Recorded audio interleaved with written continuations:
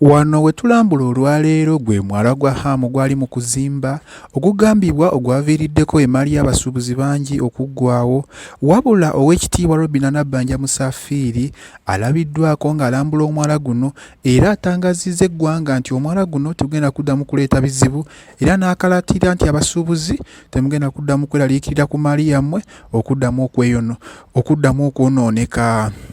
Wabula Robinah Nabbanja ali mu kutulambuza omwala guno era nga bagambye tugenda kubagwisa amazzi bulungi, temugenda kuddamu kweraliikirira.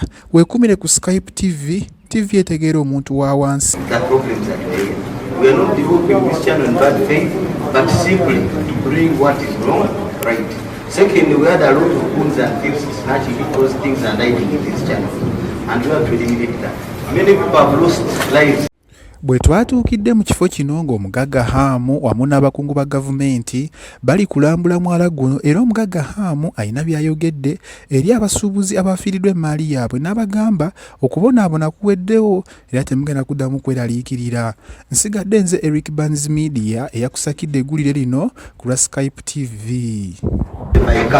That this channel needs to be redeveloped if it is to meet the standards as required internationally. We also need to have the water, the storm water, be able to flow into that control channel and also enter the main channel here. But as you have observed, Prime Minister, those pipes are not enough, and we have guided him to ensure that he expands.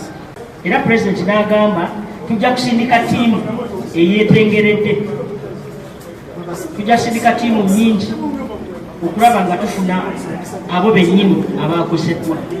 Nsaba muyimuke mujje nga Prime Minister bwagambye okuwandiika abalozingidde ebintu, mbasaba tuwandiike amannya g'abantu abafiiriddwa nga tugawandiika mu bwerufu, kuba kati buli muntu ajja kuvayo agambe nange ebyange byafudde nange ebyange byafudde, era tujja kusaba tugenda mu lukiiko kati. Mukimanyi bulungi nti nange nakoleranga eno downtown. Ebizibu byammwe tubirabye.